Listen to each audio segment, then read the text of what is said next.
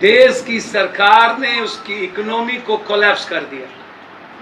0.8% हमारे भारत की जीडीपी है, जिसको देश का प्रधानमंत्री खुद स्वीकार किया है।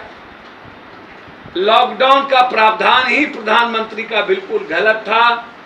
उन्होंने कोई तैयारी नहीं की। नोटबंदी के बाद जीएसटी के बाद कई ऐसी चीजें जिनके कारण भारत की अर्थव्यवस्था पूरी तरह दुनिया में समाप्त हो चुकी। 18 करोड़ यूथ बेरोजगार हो चुके, लगभग 5 करोड़ 82 लाख मजदूरों के घर में खाना नहीं है, और मुझे उम्मीद है कि लगभग 3-4 रियल एस्टेट, होटल लाइन, इस तरीके से ट्रांसपोर्ट, बहुत सारी ऐसी लाइनें हैं जो इकोनॉमिकल कंप्लीट कोलैप्स कर चुका है।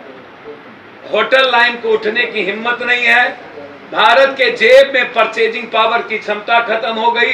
उत्पादन नहीं के बराबर है। फैक्ट्रियां लगभग बंद की ओर है, क्योंकि बाजार को उत्पादन की आवश्यकता नहीं है। लगातार भारत कोलैप्स करती चली गई।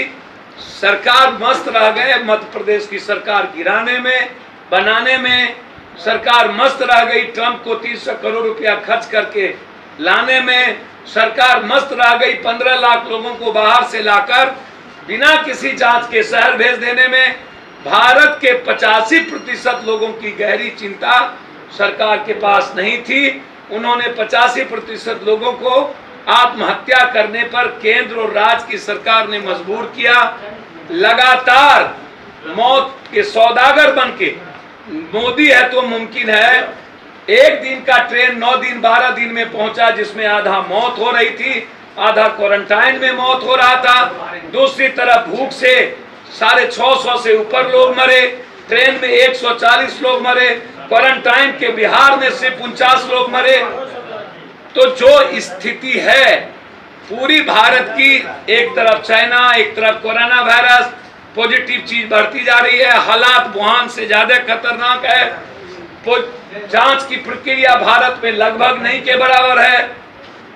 आप हालात को देखेंगे तो आपको पता चलेगा, जिस देश की अर्थव्यवस्था बिल्कुल शून्य पर हो जाए, रोजगार लगभग शून्य पर चला जाए, लघु और कुटीर उद्योग को पैकेज देने के बावजूद भी कोई तरक्की ना हो, और उसके बाद किसानों को सूद देने की बात करें, हम पैकेज देने की बात ना करें। मजदूरों के अकाउंट में अर्थशास्त्रियों ने लगभग 7,000 रुपया देने की बात कही, लेकिन 1 रुपया नहीं डाला गया। एजुकेशन कोलैप्स कर गया। तो जो परिस्थिति है 2020, भारत की 130 करोड़ जो जनता है, भगवान उनकी जिंदगी हराम कर दी गई। और आप समझ लीजिए कि भारत के पास अब इकोनॉमिकल आगे बढ़ने का कोई रास्ता नहीं।